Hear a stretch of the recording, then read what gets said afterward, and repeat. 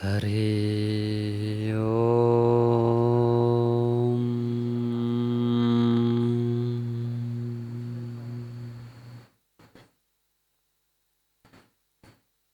ओम श्री सद्गुरु परमात्मने नमः। श्री योग वशिष्ठ महारामायण उपशम प्रकरण 14वां सर्ग। वशिष्ठ जी बोले, हे राम जी, मन भी कुछ है नहीं, मिथ्या भ्रम से कल्पित है। जैसे बालक को अपनी परछाई में बैताल बुद्धि होती है और उससे वह भयवान होता है, तैसे ही भ्रम रूप मन से जीव नष्ट होते हैं। जब तक आत्म सत्ता का विस्मरण है तब तक मूढ़ता है और हृदय में मन रूप सर्प विराजता है। जब अपना विवेक रूपी गरुड़ उदय हो तब वे नष्ट हो जाते हैं। अब तुम जगे हो और ज्यों का त्यों जानते हो। हे शत्रुनाशक राम जी, अपने ही संकल्प से चित्त बढ़ता है, इसलिए उस संकल्प का शीघ्र ही त्याग करो, तब चित्त शांत होगा। जो तुम दृश्य का आश्रय करोगे तो बंधन होगा, और अहंकार आदिक दृश्य का त्याग करोगे तो मोक्षवान होंगे। यह गुणों का संबंध मैंने तुमसे कहा है कि दृश्य का आश्रय करना बंधन है और इससे रहित होना मोक्ष है। आगे जैसी इच्छा हो वैसा करो। इस प्रकार ध्यान करो कि ना मैं हूँ और ना यह जगत है, मैं केवल अचल रूप हूँ। ऐसे निसंकल्प होने से आनंद चिदाकाश हृदय में आ प्रकाशेगा। आत्मा और जगत में जो विभाग कलना उदय हुई है वही मल है। इस द्वैत भाव के त्याग किए से जो शेष रहेगा उसमें स्थित हो। आत्मा और जगत में अंतर क्या है? दृष्टा और दृश्य के अनंतर जो दर्शन और अनुभव सत्ता है, सर्वदा उसी की भावना करो।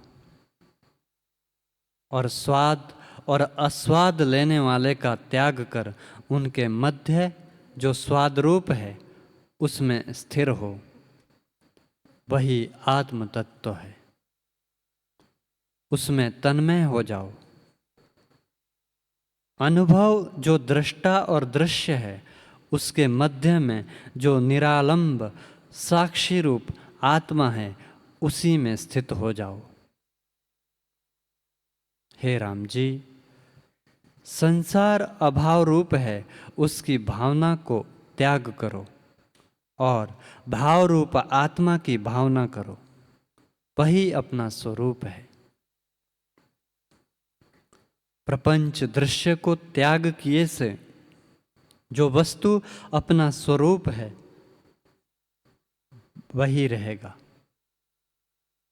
जो परम आनंद स्वरूप है, चित्त भाव को प्राप्त होना अनंत दुख है और चित्त रूपी संकल्प ही बंधन है।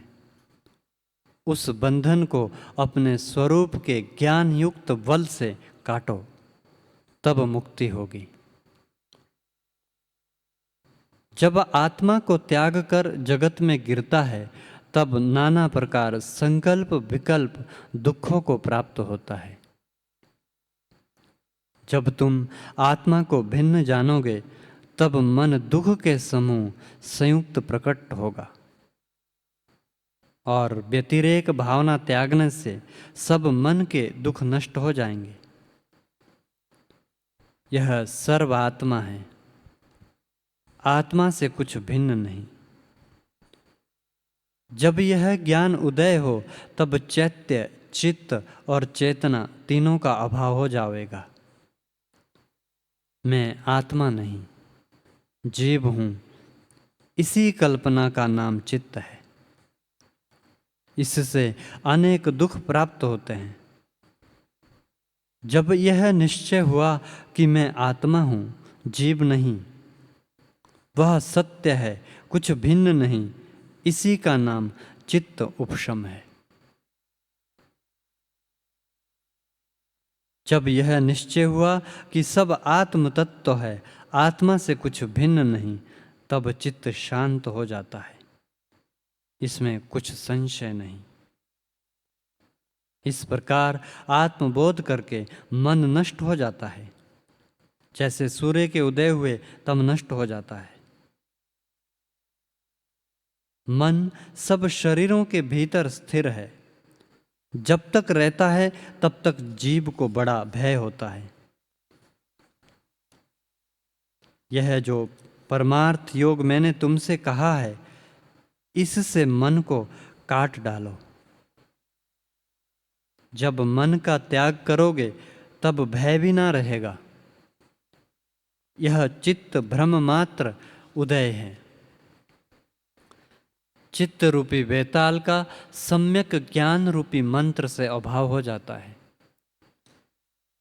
हे बलवानों में श्रेष्ठ निष्पाप राम जी, जब तुम्हारे हृदय रूपी गृह में से चित्त रूपी वेताल निकल जावेगा, तब तुम दुखों से रहित और स्थित होंगे, और फिर तुम्हें भय उद्वेग कुछ ना व्यापेगा। अब तुम मेरे वचनों से वैरागी हुए हो और तुमने मन को जीता है। इस विचार विवेक से चित्त नष्ट और शांत हो जाता है और निर्दुख आत्म पद को प्राप्त होता है।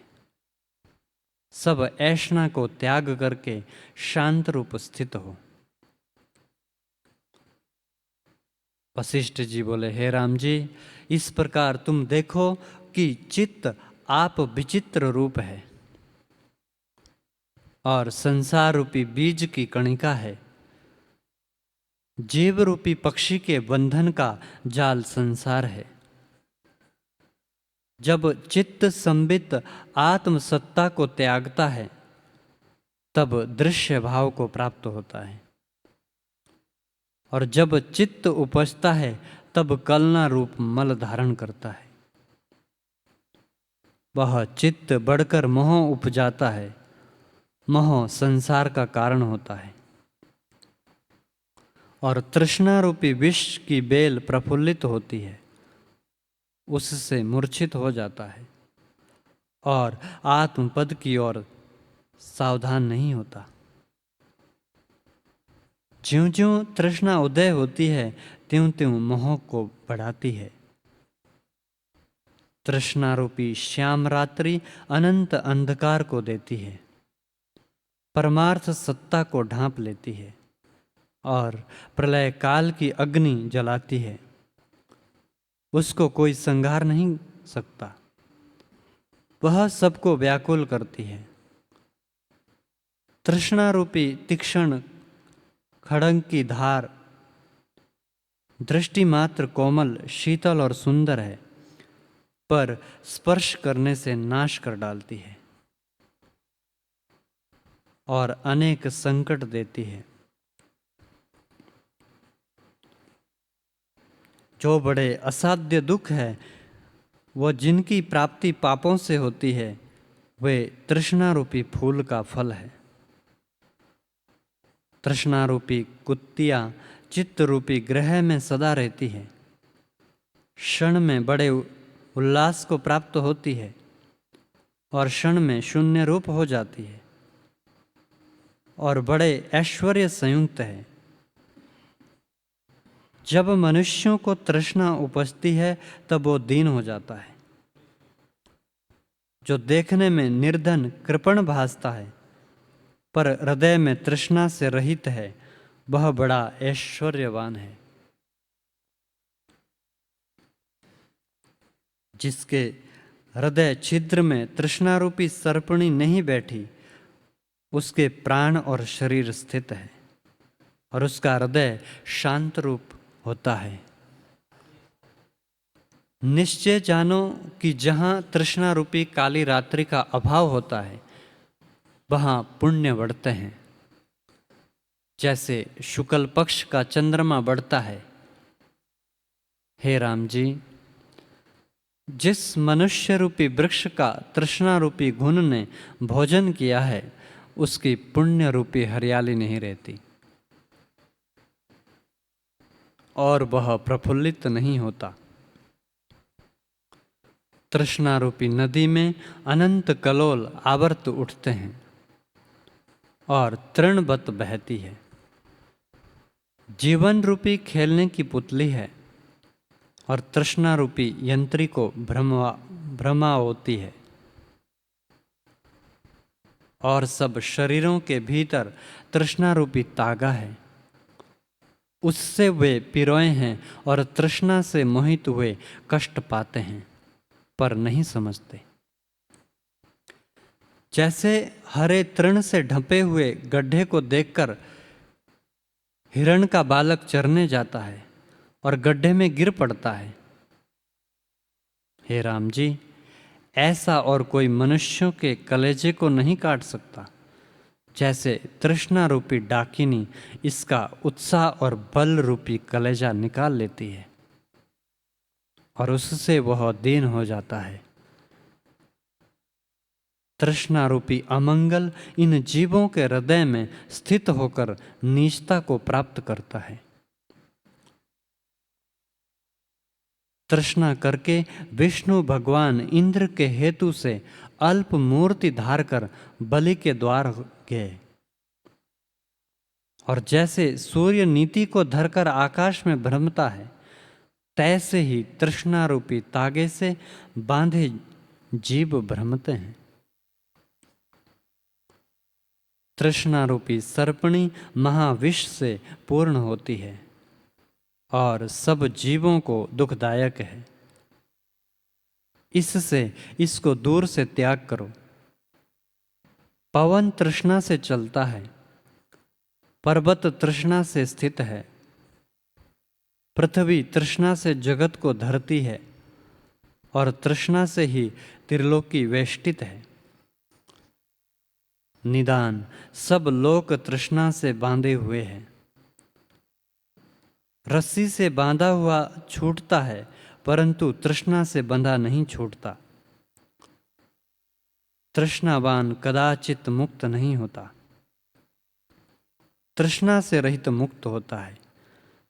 इस कारण हे राघव, तुम तृष्णा का त्याग करो। सब जगत मन के संकल्प में है, उस संकल्प से रहित हो। मन भी कुछ और वस्तु नहीं। युक्ति से निर्णय करके देखो कि संकल्प प्रमाद का नाम मन है। जब इसका नाश हो तब सब तृष्णा नाश हो जावे।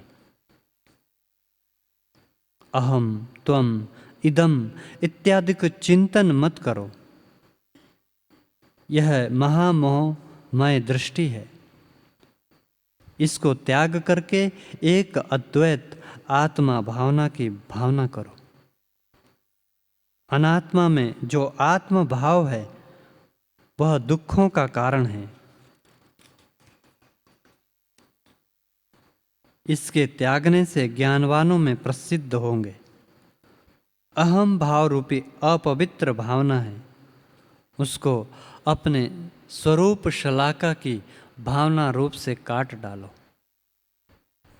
यह भावना पंचम भूमि का है, वहां संसार का अभाव है।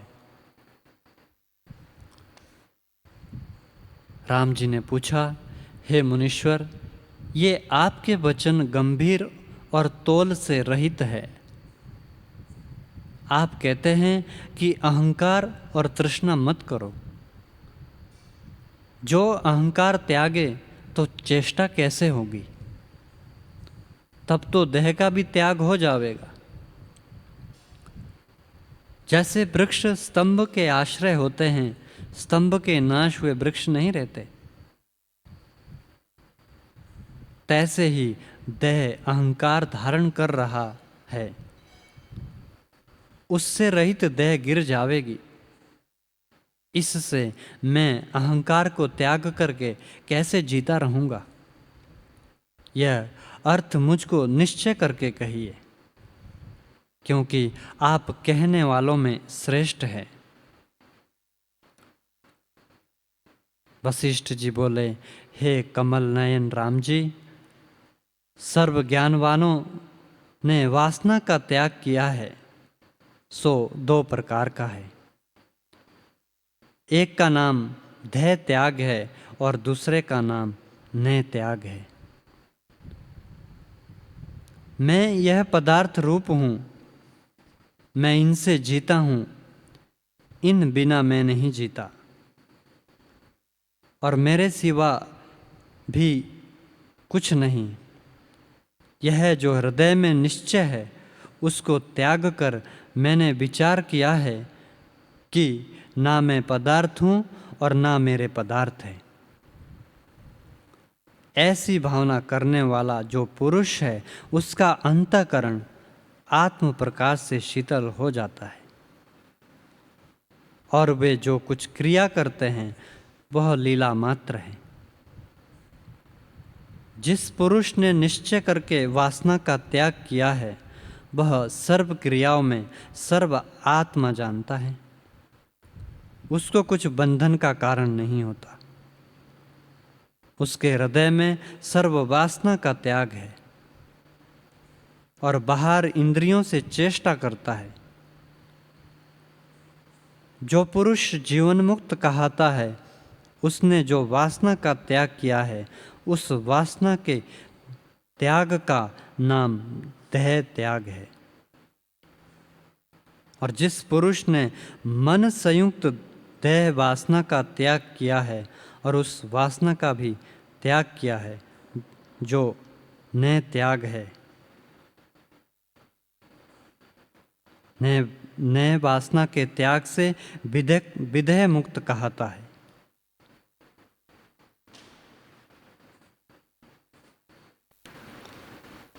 हरि ओम।